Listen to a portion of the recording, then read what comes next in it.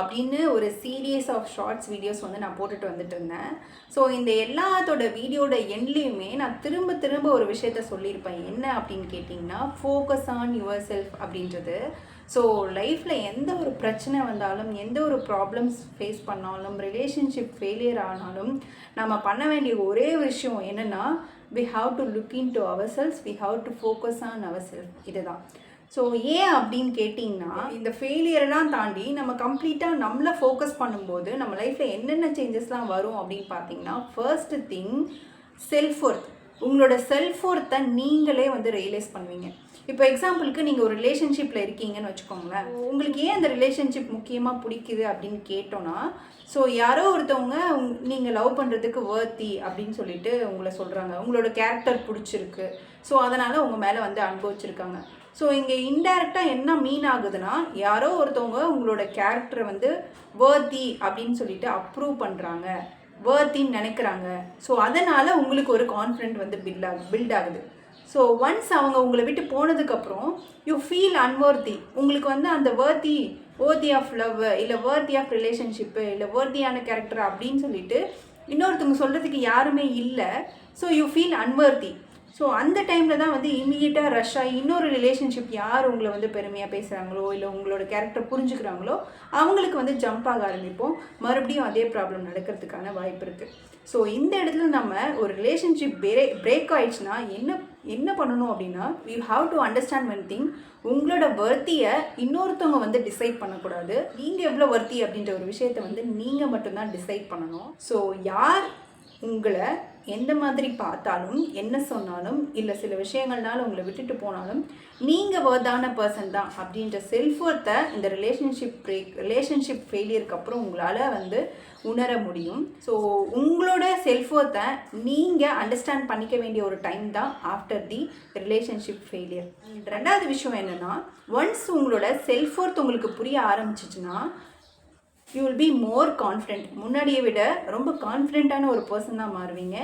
Emotionally independent பர்சனாக நீங்கள் மாறுவீங்க. And then உங்களுக்கு ஹெல்தியான ஃப்யூச்சர் ரிலேஷன்ஷிப்ஸ் வந்து அமையறதுக்கான சான்சஸ் ரொம்ப அதிகம். ஒன்ஸ் பிரேக்கப் ஆகிட்டு உங்கள்கிட்ட நீங்கள் ஃபோக்கஸ் பண்ணும்போது உங்களோட செல்ஃப் ஒர்த் என்னென்னு உங்களுக்கு தெரிஞ்சிடும், உங்களோட கான்ஃபிடென்ஸ் என்னென்னு தெரிஞ்சிடும். ஸோ தட் இம்மீடியட்டாக இன்னொரு ரிலேஷன்ஷிப்பை போக மாட்டீங்க. Until you know that relationship வந்து உங்களோட ஃப்யூச்சருக்கு அன்டில் த எண்ட் வரைக்கும் வரும்னு உங்களுக்கு தெரிகிற வரைக்கும். மூணாவது விஷயம், only after the relationship failure you can come to know who you are outside the relationship. அதாவது ஒரு ரிலேஷன்ஷிப்பை தாண்டி நீங்கள் யார் அப்படின்றது இந்த ஃபெயிலியருக்கு அப்புறம் தான் உங்களால் அனலைஸ் பண்ண முடியும். ஏன் அப்படின்னு கேட்டிங்கன்னா, இந்த ரிலேஷன்ஷிப் ஃபெயிலியருக்கு அப்புறம் உங்களை நீங்கள் ஃபோக்கஸ் பண்ண ஆரம்பிப்பீங்க. ஸோ உங்களை திரும்ப ஹாப்பியாக வச்சுக்க உங்களுக்கு பிடிச்ச விஷயங்கள், உங்களோட ட்ரீம்ஸ், உங்களோட பேஷனை வந்து ஃபாலோ பண்ண ஆரம்பிப்பீங்க. ஸோ ஆட்டோமேட்டிக்காக உங்களுக்கு பிடிச்ச விஷயத்தை பண்ணும்போது you will get to know how talented you are அப்படின்னு சொல்லிட்டு. ஸோ இது மூலமாக உங்களுக்குன்னு ஒரு ஸ்ட்ராங் ஐடென்டிட்டி க்ரியேட் ஆகும்.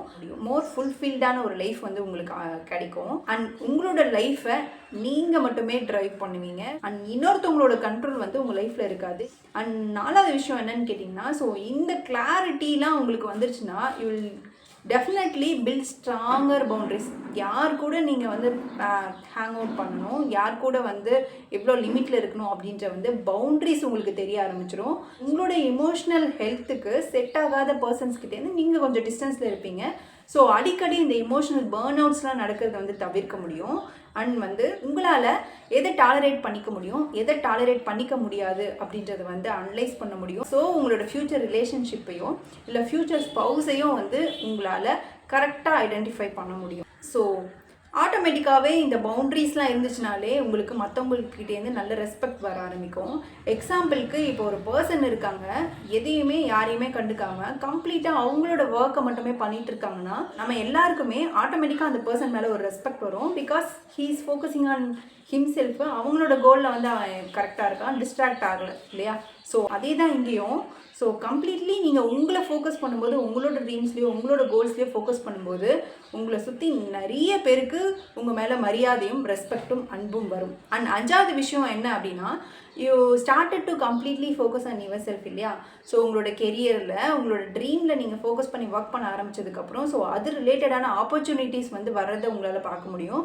So you work on that, you will get more achievements, financial stability கிடைக்கும்.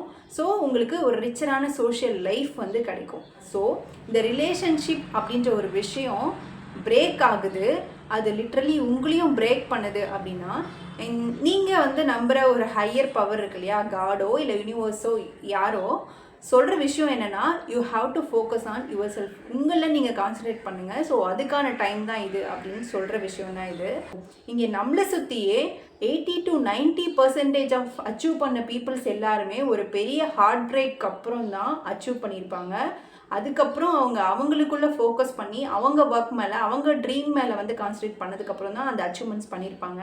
ஸோ இந்த ரிலேஷன்ஷிப் ஃபெயிலியர்ன்றது is not just the end of the life, it is the beginning of the life once you start to focus on yourself.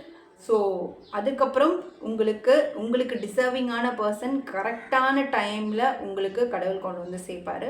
So இந்த வீடியோவை பார்த்துட்ருக்க relationship failure ஆனதுக்கப்புறம் நான் இதெல்லாம் பண்ணி இந்த சக்ஸஸ் பண்ணேன் அப்படின்னு சொல்கிற பீப்புள்ஸ் யாராவது இருந்தீங்கன்னா கமெண்ட்டில் மறக்காமல் சொல்லுங்கள். தேங்க்யூ ஃபார் வாட்சிங்.